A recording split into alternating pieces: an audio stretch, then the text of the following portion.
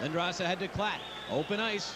As Gary mentioned, we'll see more of that in this game. Brind'Amour gets the puck, waits, fires, save Irving, and it goes in, they score! Trent Klatt. Yanni Niinema with the puck. And to his defense mate Richardson.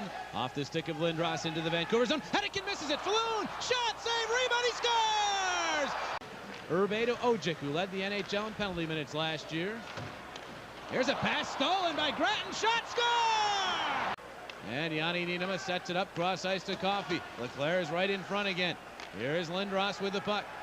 Lindros will blast, deflected. Leclerc stuffs it home! Number 30 for John Leclerc. Power play goal. It's 4-0 Philadelphia. How bad has it been for Vancouver? 0-3-2 their last 5. They've only scored 6 goals, allowing 16. Here we go. This is Brant Myers going at it with Brasher. Brasher has the left hand free, and he's getting some of those in. Wrestles Myers down. Myers gets back up, falls down, gets back up, but Brasher hammered away with the left. And down they went again. Donald Brasher, he's turning into one of the top heavyweights in the NHL. Second in the NHL in penalty minutes coming into this game, and he's able to take that decision from Myers. And unfortunately for Brent Myers, again, he's not able to keep his balance. When he starts spinning, he is an easy mark for Brasher. See in this replay, boy, they had eye to eye, drop the gloves, and away we go. And Brasher, he is one big dude, 6'2", 220 pounds, 170 penalty minutes going into the game. He'll increase that total. Myers 6'3", 220, so you're talking about 2 big dudes right there. Hirsch will play it. Brind'Amour anticipates. Brind'Amour with a steal. Brind'Amour centers. Lindros shadow. Hirsch with a kick save. Beautiful setup by Brind'Amour. The one-timer by Lindros was denied. Lindros then runs over Staios as Messier's pass is tipped back to center. It's the first time that the Vancouver Canuck fans had something to cheer about. That save was a beauty. And then Lindros then took it out on poor Steve Staios as he just ran him over in the neutral zone. Now Walker checks Lindros. Podine comes flying in. Lindros is down and hurt along the boards.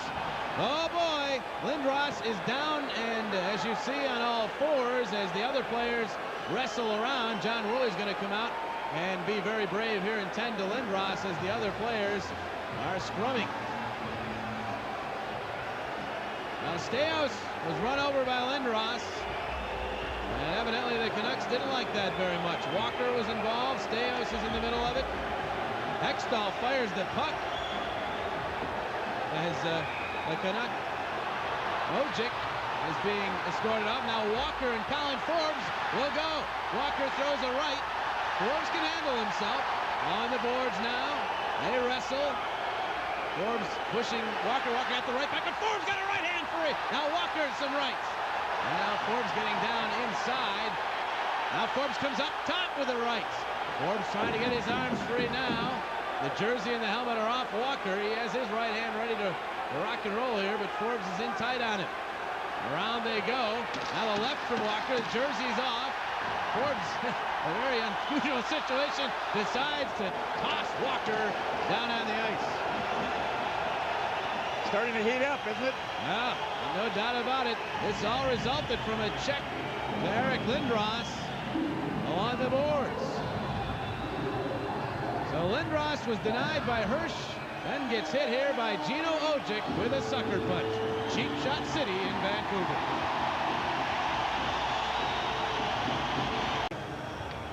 Gino Odjick is being escorted off. That means he's gotten at least 55 of penalty. It all started with a hit by Lindros, a good check against the wall. Boy, that was solid. And then watch Ojik. He'll come after Lindros from behind with a punch. That's bad enough, but this here is nonsense. That's boy, baloney. that takes a lot of courage when somebody's already down. And Pat Falloon, or I believe it's number 25, Podine, immediately came in to go after Ojik. So Ojik will be back in the game in the third period. Stay tuned, folks. Even if the Flyers rip this one open even more, it could get very entertaining in the third. Her stick came flying at Coffey. A loose stick played right at him, and then Lume picks up the puck, falling down for Svoboda. Bure the breakaway. He stopped by Hexy and stopped on the rebound. Hextall makes 2 saves on Bure to prevent the shorthanded goal. I mean, he tries for the shift. Hextall's got it with a pad on the rebound.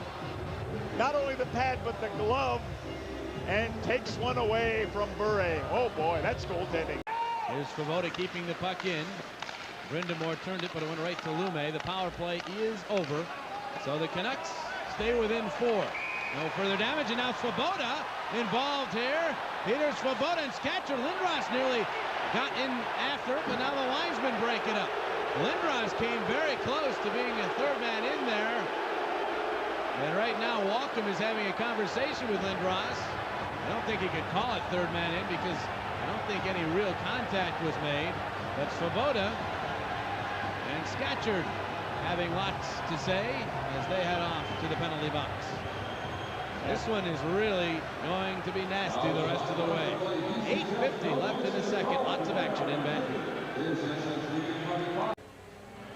Flyers have a 4-0 lead. Penalties are being called. Skatcher and Peter Svoboda, the initial penalties. Lindros will also get one. And Wayne Cash was not any bit pleased about that call from Steve Walcom. To look at it again to see if Lindros actually made contact with Skatcher as the two were about to fight. Now here they are. Lindros comes in. No, he does not even touch him. I mean, now what is that?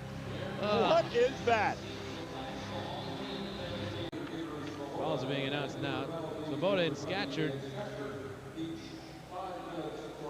are getting fighting majors. Philadelphia penalty to number 88, Eric Lindros.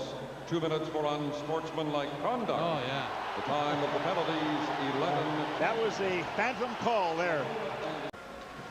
Because the problem starts once the centerman gains the line. Flyers are just not allowing it.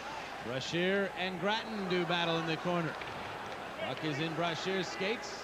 Grattan trying to ride him. Brasher fighting him off.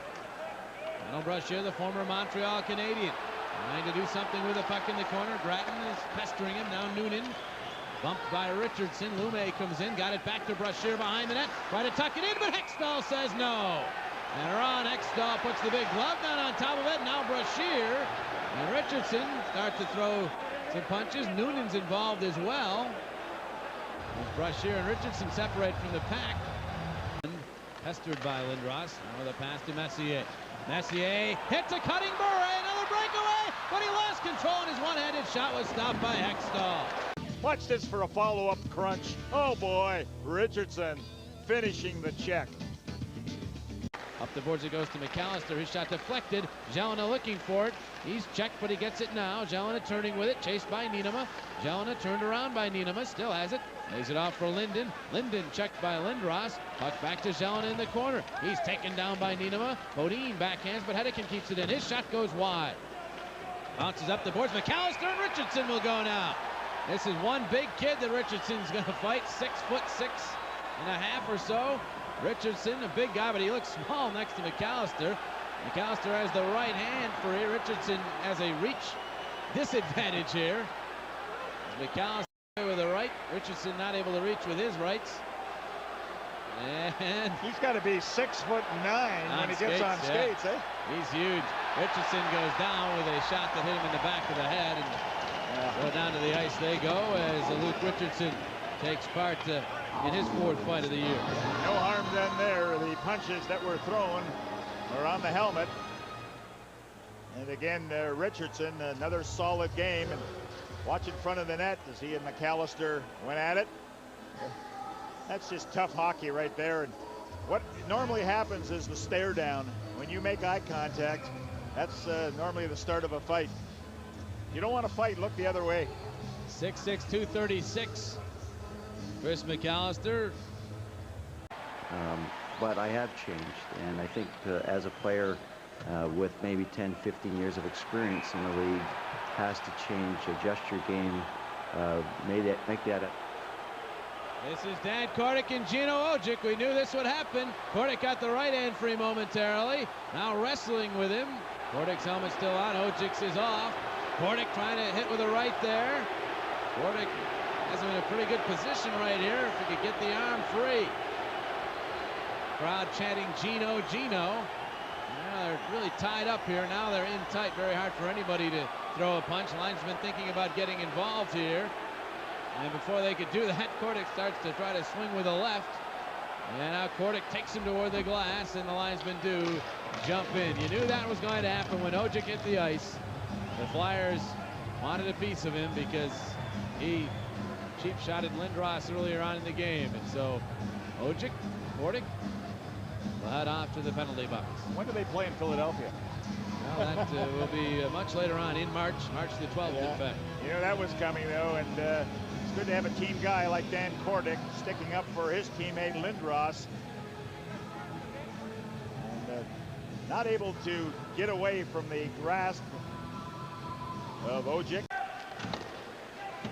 Podine trying to get in the forecheck, but instead it's Hedigan to Brasher. He drills it. Podine got in the, or Prospel got in the way. Forbes' shot goes wide. Now Prospel to the puck. Right to center, goes through. Desjardins set it off the skate of Forbes. Backhanded to Forbes. Shot, he scores! Colin Forbes able to score from in tight. It's 5-0 Philadelphia. Now the puck back up to the line. Comes out. Flyers have a 2-on-1 if they hurry. It's Leclerc and Lacroix. Lacroix with the puck. Lacroix the shot. Score! As we hit the halfway point of this third period. Chris McAllister. Pass intercepted by Lacroix. Manuel Lacroix goes to the offense again. Says, why not? His shot blocked. Bounces to Cordic for a shot. Save Hirsch. And now Hedigan has control. Myers and McAllister, they're getting close. Now Messier's in between them. He's playing peacemaker. Mark Messier stops the fight. Now Messier has the puck. Goes around Cordic. Wrist shot. Save. Hextall reaches behind him. And that was at 5:03 of the first period. And after that, all Flyers had Messier. We've had enough fighting. And they came very close to dropping the gloves and starting another one. Lindros will get to it. Babbage gets to him and takes him into the boards. Lindros keeps fighting. One hands the puck to Forbes. Forbes being checked by Lume. Kicks the puck back to Lindros. Lindros getting through a check. Lindros to the circle. He turns with it. And now a whistle stopping play as Ojik takes a shot at Forbes. Gino Odjick took a swing at Forbes. Now Lindros comes in, and here we go. Gino Odjick with, again, cheap shots over the top. He's got a lot of class. Gino Odjick, when the linesmen are in there swinging wildly, it again takes no courage to do it at that point.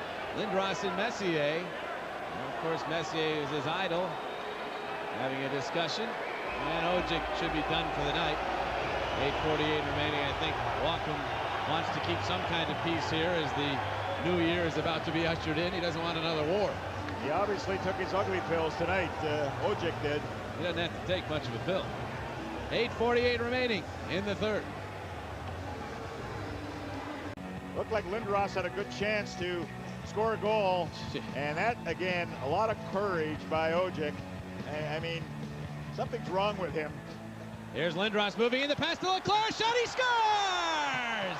Lindros and Leclerc. Leclerc saying beautiful pass. Indeed it was. Fourth assist of the game for Lindros. Second goal for Leclerc. 7-0. It's a touchdown and the extra point for the Flyers. Waiting. Pass goes in the corner to Podine. Back out to Prospel. 2 minutes remaining in the power play. In front, redirected by Forbes. Save, rebound, score! Colin Forbes has a 2-goal game. There's the rebound down. Svoboda played it around. And Dan Cordic is ready to go in front. Cordic and Brasher. Brasher, it's a left. Cordic, the left. Rock'em sock'em robot time. Who will pop the head up is the question. How they grab. Cordic trying to get the right hand free. Now gets the left. Brasher drags him down. Oh, Brasher caught him with the left. But Cordic hangs right in there and starts firing back. Oh, this is a dandy. Brasher has him pinned up against the glass. Cordic giving him a little noogie there as he tries to get him free. Brasher sort of hanging on now as he has him pinned up against the glass, and the linesman will move in. Oh, Cordic has the right hand cocked as they have some words. And Brasher who got cut. Here's the one that's cut. Well, we've had plenty of fighting, plenty of scoring, at least from the Flyers in this one. We hit the last minute to play in this one. Last minute of hockey for the Flyers in the calendar year 1997. And fans are screaming. They're glad that this is over. Prospel that stopped by Staios. Staios then checked by Prospel. Half minute remaining. Ronhofer loving those hits up here in the booth. Well, you got 8-0 game. You think he would ease off a little bit. Not Vinny Prospel. Ooh, Terrien gets run over by Scatchard. The puck bounces to Noonan. Out in front. Shot save. Hextall. Rebound is loose. Hextall is down. Staios shot goes into Hextall. And he covers up. Oh, Ron Hextall on his stomach. Able to make the save on Staios with 12.7 seconds remaining. He preserves, you know what. Yeah, we can't say it. We won't say it, no. Lindros wins the draw to Desjardins. He'll play it around the boards. Klatt trying to jab it out of the zone. It's still along the near boards. Robertson fires one off a glove toward the slot. Bouncing around, puck to Klatt. Robertson after it, but the horn sounds. The game is over. And the most decisive shutout road win in Philadelphia Flyers history is in the books as they blow out the Canucks 8-0. Ron Hextall picks up his 22nd career shutout and his 3rd this year. We'll be back with more from Vancouver. Talk about this Flyers win.